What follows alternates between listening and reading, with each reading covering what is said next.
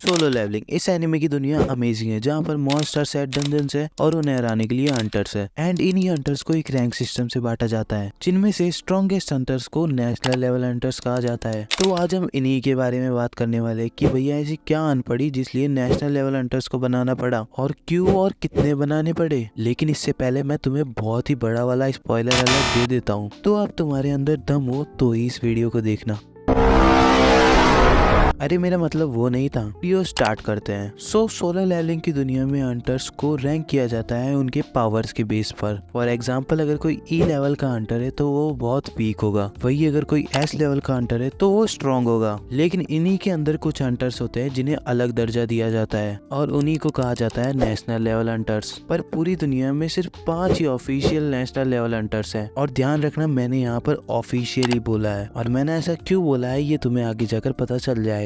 लेकिन ये बने कैसे? कहानी शुरू होती है जब वर्ल्ड में पहला एस रैंक गेट खुला था, और उस गेट में सभी मॉन्स्टर्स तो थे ही, लेकिन उनके साथ था उनका बाप कामिश। मजाक कर रहा था, वो रियल में बाप नहीं था, वो उस गेट का बॉस था। उसके अलावा कामिश आंत्रस का सर्वेंट था। बट आंत्रस कौन है? आंत्रस शैडो मोनार्क के बाद सबसे पावरफुल मोनार्क है, यानी जिनवू के बाद। एंड आगे कामिश से लड़ने के लिए कई एस रैंक हंटर्स जाते हैं, लेकिन उसे कोई नहीं हरा पाता है। आखिर में 5 एस रैंक हंटर्स एक साथ आते हैं और मिलकर कामिश को बड़ी मुश्किल से हराते हैं। और भैया इतना बड़ा काम करने के बाद इन्हें एस रैंक में रखना ठीक नहीं था, इसलिए इन्हें नेशनल लेवल हंटर्स बना दिया जाता है। इसके अलावा ऐसा कहा जाता है कि ये अकेले ही एस रैंक गेट को हराए होंगे। तो बच्चों, अब हिस्ट्री का चैप्टर खत्म होता है, तो अब हम आते हैं 5 नेशनल लेवल हंटर्स के प्रेजेंट पर। नाउ 5वें नंबर पर आता है जिसके बारे में हमें कुछ भी नहीं बताया गया है, बस इतना बताया गया है कि वो एक हीलर था। एंड 4th नंबर पर जो हंटर आता है वो अपने इंडिया से था। ज्यादा खुश होने की जरूरत नहीं है, क्योंकि हमें इसके नाम के अलावा कुछ भी नहीं बताया गया है, जिसका नाम है सिद्धार्थ बच्चन। अमिताभ बच्चन नहीं।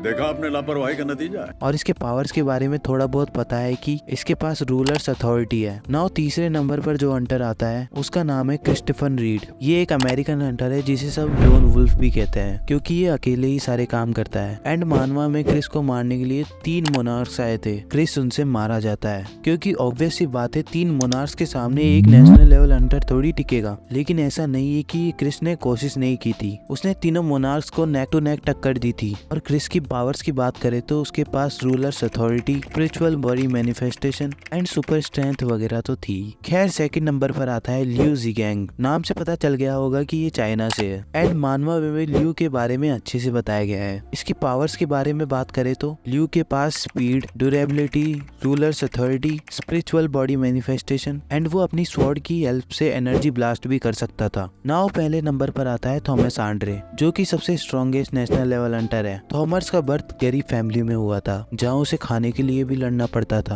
और खाने के लिए लड़ते लड़ते वो हंटर बन गया। और मानवा में एक बार जिन्वू एंड थॉमस आंड्रे के बीच बसड़ भी हो गई थी, जिसमें जिन्वू ने थॉमस को कुत्ते की तरह मारा था। अब वो होगा स्ट्रॉन्गेस्ट हंटर, लेकिन जिन्वू के सामने कोई बोल सकता है क्या? वैसे अब तुम्हें पता चल गया होगा कि मैंने वीडियो की स्टार्टिंग में ऑफिशियली क्यों बोला था, क्योंकि जिन्वू इन सभी नेशनल लेवल हंटर से पावरफुल है। एंड थॉमस की पावर्स के बारे में बात करें तो थॉमस के पास वही सब पावर और उनके साथ रीफोर्समेंट है, जिससे वो अपनी बॉडी को गोल्डन आर्मर से प्रोटेक्ट कर लेता है। इससे वो अपने अटैक और डिफेंस को बढ़ा लेता है। तो यही थी थॉमस आंड्रे की पावर्स। लेकिन जिन्वू के अलावा भी एक हंटर है जो नेशनल लेवल हंटर्स के बराबर है। वो है जिन्वू का बाप संग ली हुआन, जिसे एक एस रैंक रेड के दौरान मरा हुआ मार लिया जाता है। बल्कि वो मरता नहीं है और उसे रूलर्स का आशीर्वाद मिल जाता है। एंड उसे पृथ्वी पर शैडो मोनार्क को मारने के लिए भेजा जाता है, लेकिन उसे पता चलता है कि शैडो मोनार्क और कोई नहीं, उसका बेटा है। फिर वो जिन्वू को मारता नहीं है। इनफैक्ट जब उसे 3 मोनार्क्स मारने के लिए आते हैं तो वो अपने बेटे का साथ देता है। नाउ मैंने अब तुम्हें सभी ऑफिशियली और अनऑफिशियली नेशनल लेवल हंटर्स के बारे में बता दिया है। तो अब हम इस वीडियो को यहीं पर रैप अप करते हैं। और अगर तुम्हें वीडियो जरा सी भी इंटरेस्टिंग लगी हो तो वीडियो को लाइक, चैनल को सब्सक्राइब एंड शेयर जरूर से कर देना, ताकि आगे ऐसे कंटेंट्स आते रहे।